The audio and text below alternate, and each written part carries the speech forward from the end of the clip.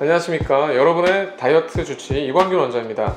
오늘은 저희 병원에서 하고 있는 위풍선 엔드볼 다이어트 시술이 어떤 특징이 있는지, 또 입원 기간은 어떻게 되며, 또 수술적인 문제, 합병증, 부작용 이런 것들이 어떤 것이 있는지 많은 질문들을 하시는데요. 이런 것들에 대해서 한번 설명을 드리고자 합니다. 위풍선 엔드볼 다이어트 시술이라는 것은 뭐냐 하면, 위 속에다가 일정한 풍선, 일정한 볼륨을 집어넣어서 그 볼륨만큼 적게 먹게끔 하는 그러한 다이어트 시술입니다. 매년 한 5만 건 정도 이상이 위풍선 다이어트 시술이 진행이 되는데요. 위에 이런 풍선을 넣어서 위에서 받아들일 수 있는 용적, 부피를 줄임으로 인해서 다이어트를 성공적으로 해주는 것이죠. 일반적인 약물 치료는 1년 동안 2에서 6% 정도의 전체 체중 감량을 목표로 하고 있고, 위풍선 시술은 6개월 동안 16%에서 18%의 체중 감량을 목표로 하고 있습니다.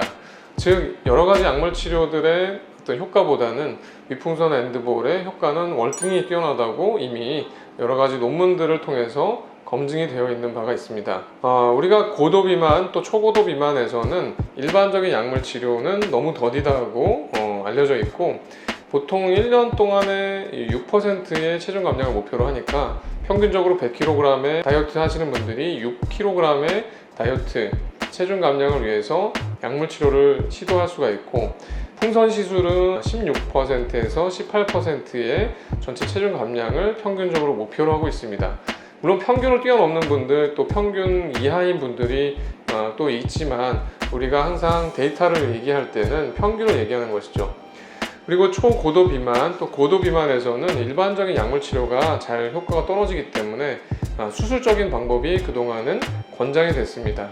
즉, 수술적인 방법은 위밴드나 위절제, 위소매술, 또 위우회술과 같은 여러 가지 위의 변형을 가해줘서 수술을 하는 그러한 치료들이고, 이러한 치료들만 있었을 때는 위에 어떤 내시경적인 비만 치료들이 각광을 받지 못했는데, 이미 이 내시경적인 비만 치료의 역사가 30년 이상이 됐기 때문에 내시경적으로 위에 풍선을 넣어서 수술이 아닌 시술로서 체중을 많이 뺄 수 있다는 그런 데이터가 쌓이면서, 이제는 남미와 미국, 또 유럽, 또 이러한 아시아권에서도 위풍선이 상당히 많은 시술을 시행하고 있는 것이 사실입니다. 위풍선 엔드볼을 시술하였을 때 가장 큰 합병증 또는 부작용이라고 할 수 있는 것은 구토나 복통이 3, 4일 정도가 생길 수 있다는 것입니다. 저희가 한 8년 정도 이 시술을 했는데 거의 99% 환자분들은 다 잘 참는 것 같습니다. 그리고 위가 예민하신 분들은 한 2주 정도까지도 구역감이 있을 수가 있고, 또 통증이 간헐적으로 생길 수가 있는데요. 적게 드실수록, 또 물도 볼륨이기 때문에 이 양과 또 병원에서 처방받는 또 약물, 이런 것들을 잘 드실수록 이러한 부작용이나 이러한 힘든 과정이 굉장히 줄어들 수 있는 것이죠. 저희도 풍선을 8년 동안 무려 시술을 많이 하고 있는데, 이 시술을 하는 동안 제일 신경을 썼던 것이 환자분들이 얼만큼 생활에 빨리 복귀하느냐, 이것을 가장 신경을 쓰고, 또 구토나 복통 증상 이런 것들이 최소한도로 하기 위해서 굉장히 애를 씁니다. 그래서 시술 전부터 그거에 해당되는 약물과 또 수액, 그리고 시술 과정 중에서는 환자분들의 내시경을 통해서 시술하는 분들의 위가 아무런 상처가 나지 않게 위에 어떤 자극이 정말로 굉장히 적게끔 하기 위해서 굉장히 애를 쓰는 것이죠.